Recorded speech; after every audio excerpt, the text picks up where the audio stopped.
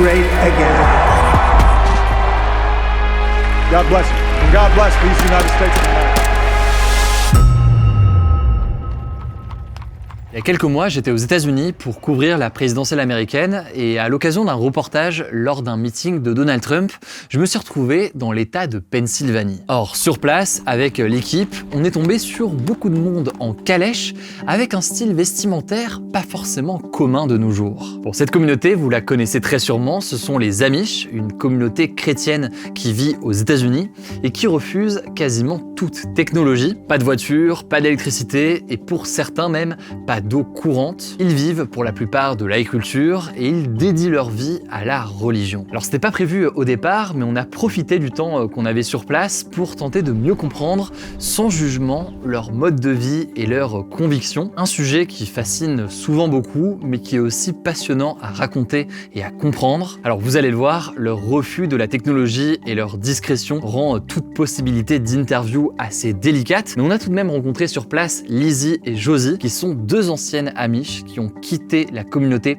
quand elles étaient adolescentes et qui nous ont donc raconté l'envers du décor. Alors qui sont-ils vraiment et comment réussissent-ils encore aujourd'hui à préserver leur mode de vie alors qu'ils sont parfois à quelques kilomètres des villes les plus modernes? Enfin, on verra comment certains sont parvenus à quitter la communauté et comment est-ce qu'ils la perçoivent aujourd'hui. Bienvenue au passage à tous les nouveaux parmi vous qui suivent nos grands formats CNR Semaine.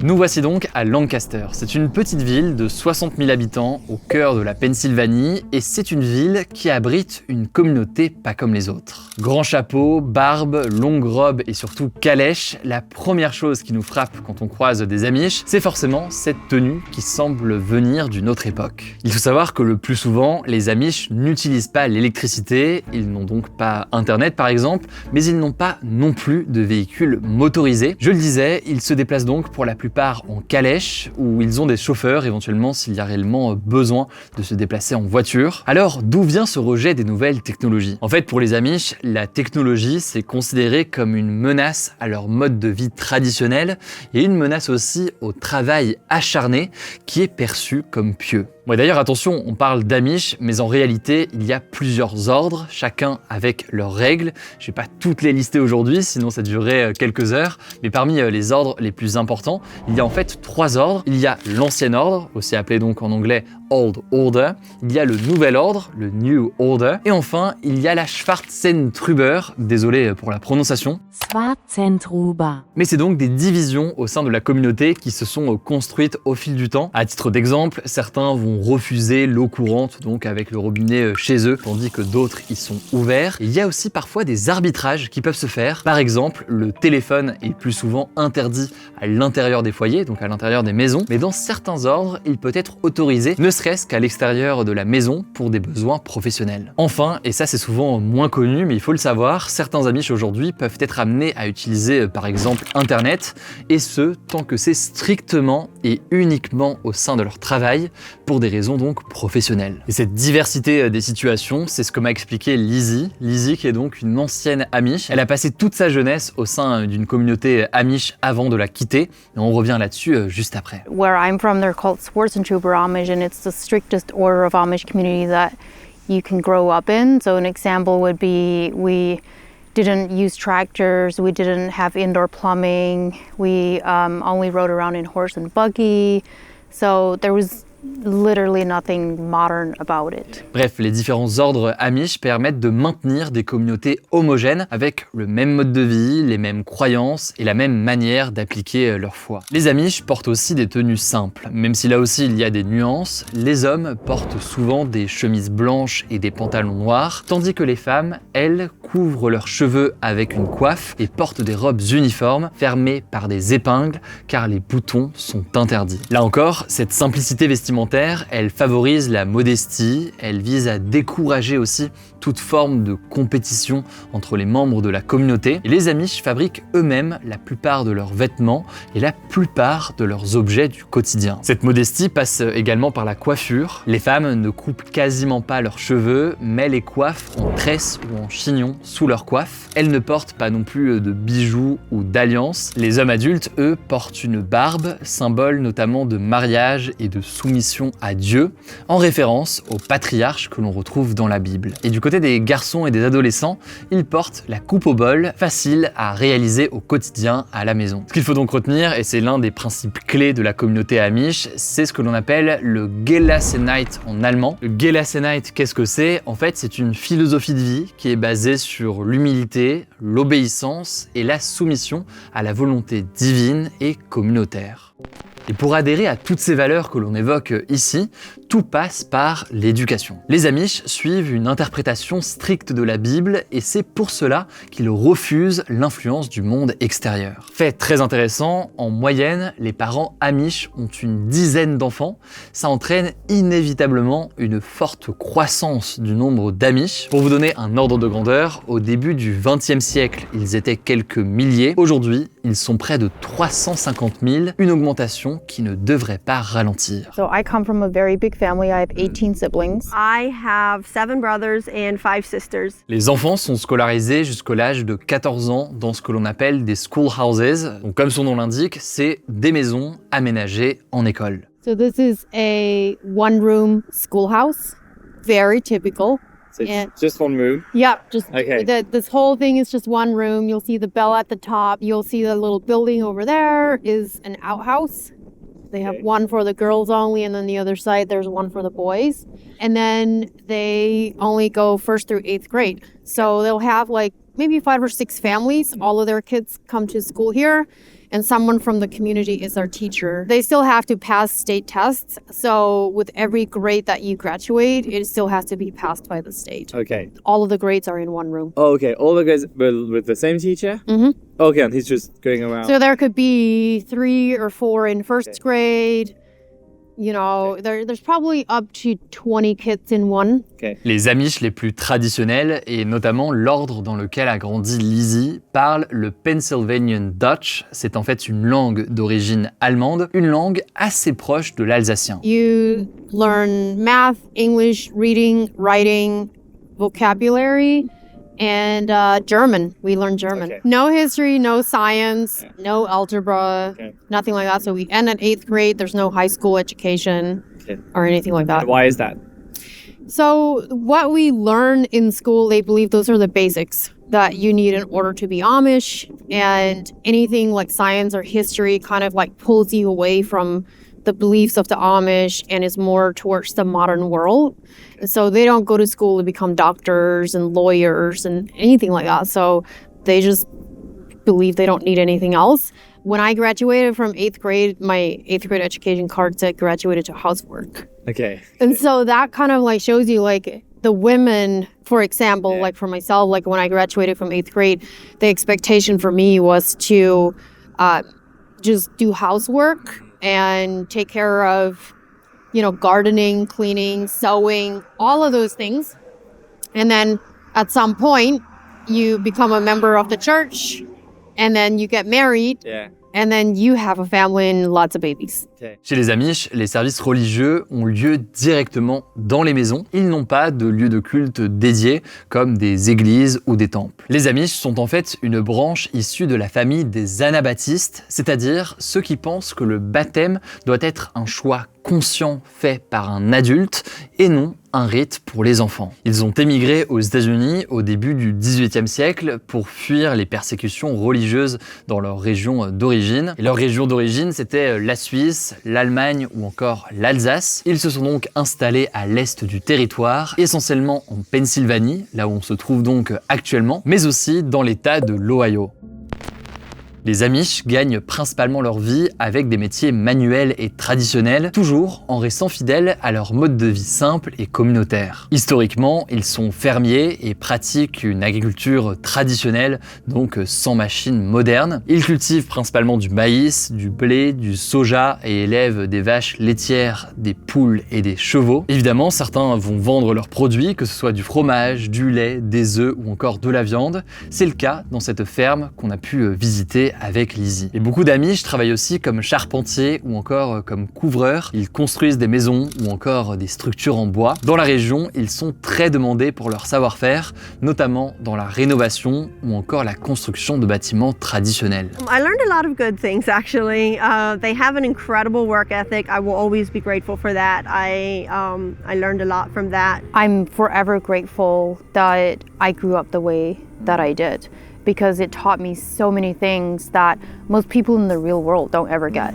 Structure, discipline, consistency, and how to be self-sufficient. I went to school until I was 14. I also grew up on a farm, so I'd get up 5 a.m. probably, wake up, milk the cows, feed the cows and all of that. And on the days that I'm at home, we also had a lot of gardening. There's work in the fields as well. We had some crops. So a lot of basic farm life. Yeah. I also had a job, so I started working at a bakery when I was 14. So on those days, I'd be gone long days. Pour cette raison, les enfants Amish participent souvent aux travaux agricoles ou artisanaux dès leur plus jeune âge, ce qui a d'ailleurs soulevé ces dernières années des préoccupations concernant le travail des mineurs et leur droit à l'éducation. Même s'il n'y a jamais eu d'enquête réelle concernant les violations de lois sur le travail des enfants, d'autres enquêtes menées par des journalistes ont révélé dans certains cas des actes dramatiques, mais on revient là-dessus juste après. Chez les Amish, le mariage a lieu généralement autour de 18 ans jusqu'à 22 ans environ. Les futurs mariés se rencontrent généralement lors de rassemblements communautaires ou encore pendant la période du Rumspringa. C'est une période qui fascine beaucoup, pendant laquelle les jeunes Amish ont beaucoup plus de liberté. Concernant le mariage, les Amish ne peuvent se marier qu'avec des membres de la communauté.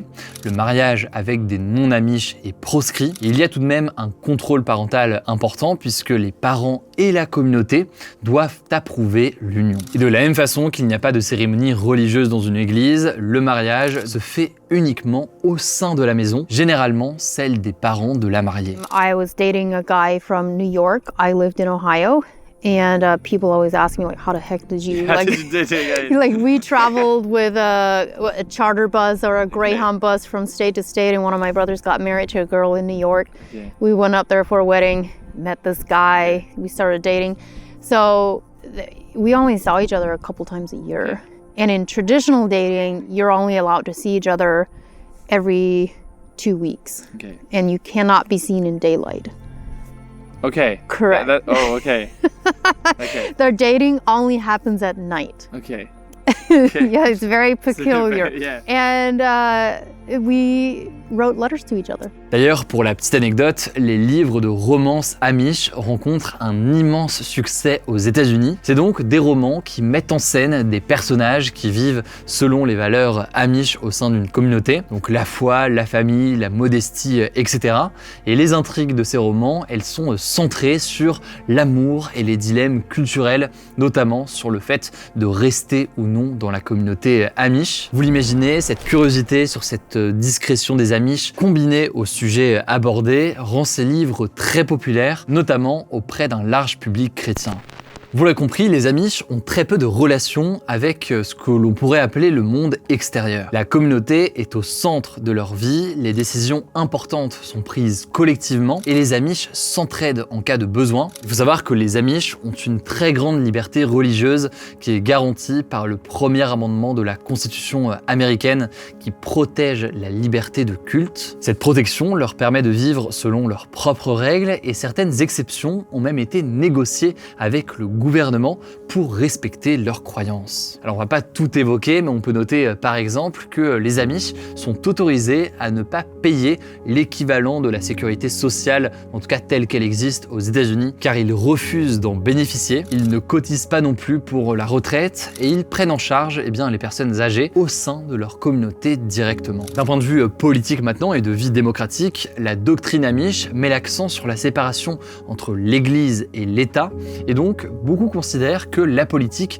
est un domaine extérieur à leur communauté. Pourtant, quand on était en voiture le long des rues en Pennsylvanie pour pour suivre la campagne présidentielle, on a pu voir beaucoup de panneaux rappelant l'enjeu du scrutin, mais aussi carrément des panneaux avec des affiches Amish for Trump, des panneaux appelant donc la communauté à voter pour le camp républicain. Alors maintenant, attention, même si on a pu voir ces panneaux, il faut comprendre que la communauté reste a priori très peu politisée.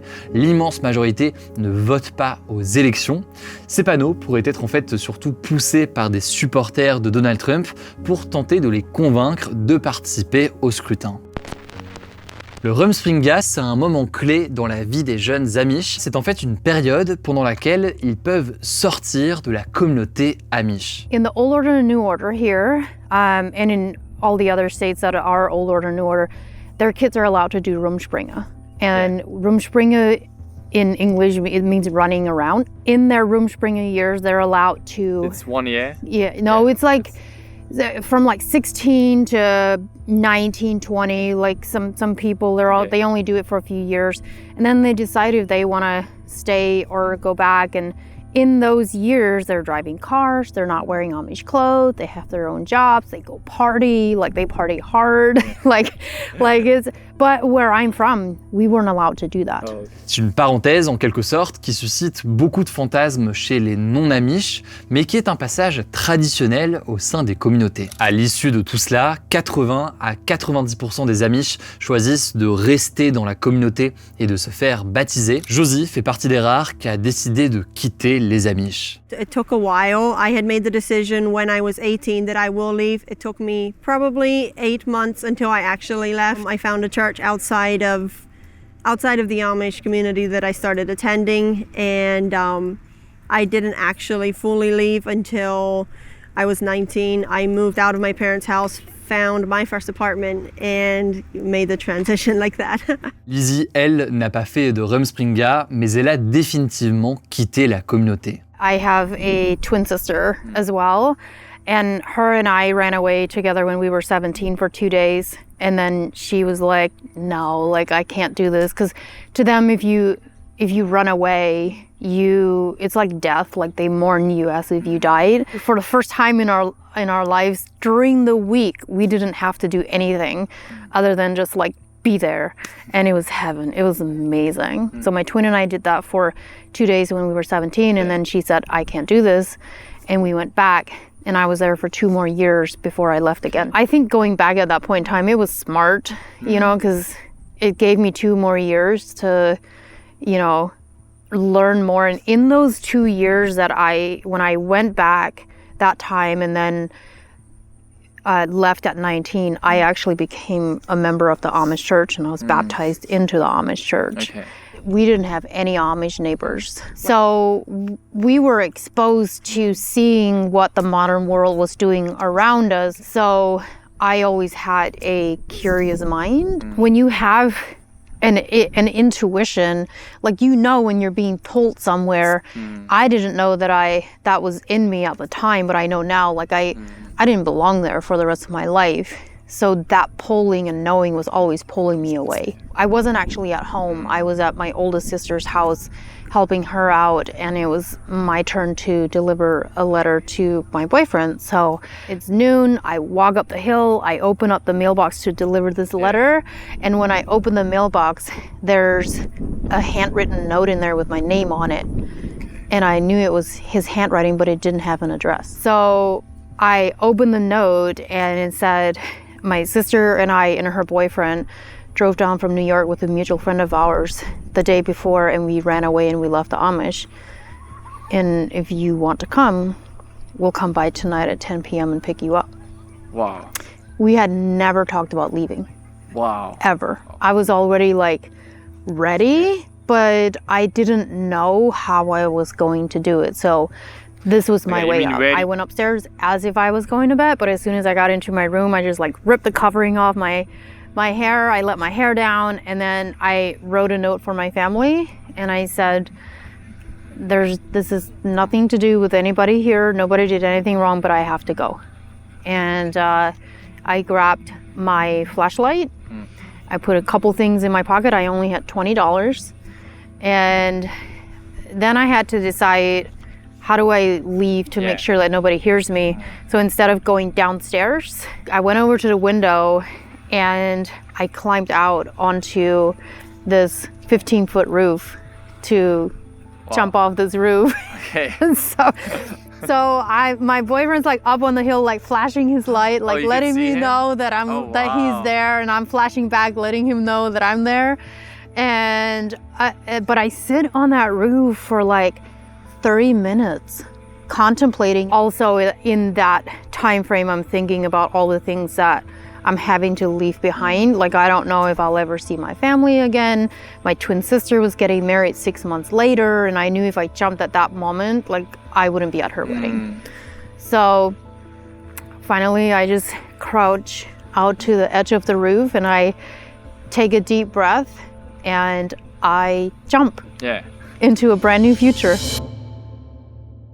Mais alors, que deviennent les Amish qui quittent la communauté pour de bon, que ce soit Lizzie ou Josie? That actually depends on whether or not you join the church and become a member. So you don't actually become a member of the church until you're in your teen years. Typically, they have instruction classes and baptism, and they get baptized into the church.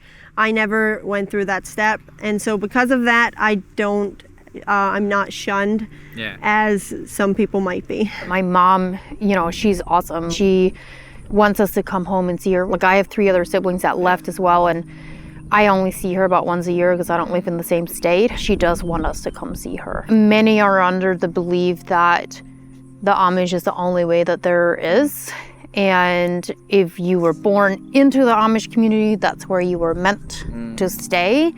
And it's the only way to heaven. Alors ce mode de vie, il peut très bien se passer, comme il peut aussi, dans certains cas, entraîner des abus. Mais du fait de leur mode de vie, ces abus, ils sont souvent peu connus et peu relayés. En 2020, les journalistes Peter Smith, Stephanie Strasbourg et Shelley Bradbury du quotidien local Pittsburgh Post-Gazette ont été finalistes du prestigieux prix Pulitzer dans la catégorie reportage local, une récompense qui fait suite à leurs enquêtes sur les abus sexuels sur des enfants, notamment de l'inceste au sein des communautés Amish et Ménonites, qui est une autre branche anabaptiste. Les journalistes ont révélé que ces abus étaient rarement signalés aux autorités civiles, car les dirigeants choisissent de traiter ces situations en interne. Cette gestion uniquement en interne a engendré une culture du silence dans la communauté Amish, mais surtout une absence de justice pour toutes les victimes. Par ailleurs, en mai 2022, le documentaire Sins of the Amish, diffusé par la plateforme Peacock, a donné la parole à des femmes issues de la communauté qui ont révélé des violences sexuelles qu'elles ont subies. La plupart d'entre elles ont été victimes de leurs frères aînés, mais aussi, dans certains cas, de leurs pères ou de responsables religieux. Alors disons-le, évidemment, ces crimes et ces drames, ils ne sont pas propres à la communauté Amish. Vous n'êtes pas sans savoir que les crimes et les scandales de ce type, ils sont révélés dans quasiment toutes les couches de la société. Simplement, ce qu'ont noté ici les journalistes, c'est que l'isolement propre à la communauté Amish peut entraîner un risque accru, comme c'est le cas dans d'autres communautés ou dans d'autres cercles.